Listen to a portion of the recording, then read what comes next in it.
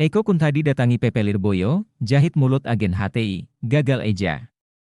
Eko Kuntadi datangi PP Lirboyo, jahit mulut agen HTI, gagal eja. Pak Eko masuk ke pesantren Lirboyo untuk meminta maaf secara terbuka dan tidak mencari-cari alasan untuk dibenarkan. Ini adalah sebuah aksi jantan yang juga merupakan tindakan kemanusiaan yang dilakukan olehnya saat ini. Kita melihat dalam waktu tidak sampai 24 jam Pak Eko menyadari kesalahannya dan mempelajari bahwa orang seperti dia harus lebih hati-hati dalam berbicara. Karena Pak Eko ini memang sepertinya sedang didik oleh para kadal gurun yang memanfaatkan segala cara bahkan berani-beraninya menunggangi ormas besar NU yang selama ini justru mereka hina pemimpinnya. Kita melihat pemimpinnya almarhum Gus Dur pernah dihina oleh gerombolan mereka sebagai orang yang buta mata dan buta hati. Mereka jugalah yang mengikuti aksi-aksi demonstrasi dan memecah belah bangsa lewat demonstrasi mereka menolak Ahok dengan cara menghalalkan darah dari pendukungnya untuk ditumpahkan.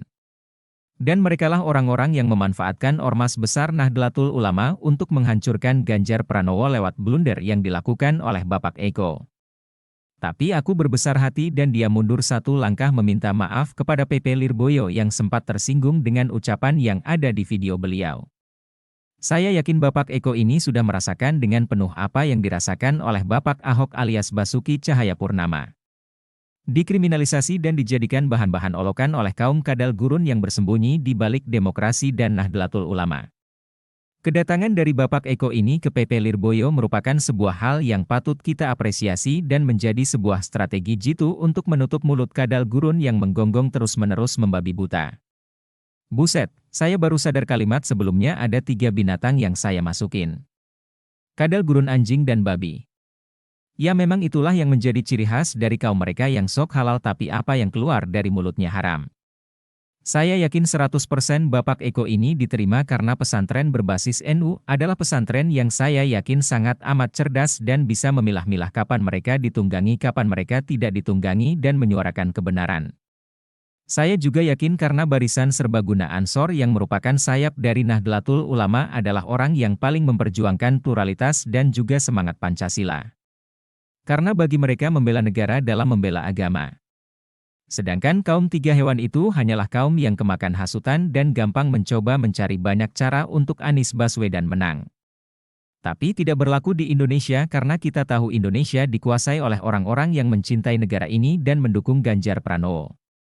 Karena saya yakin serangan kepada Bapak Eko itu merupakan serangan langsung kepada Bapak Ganjar Pranowo juga.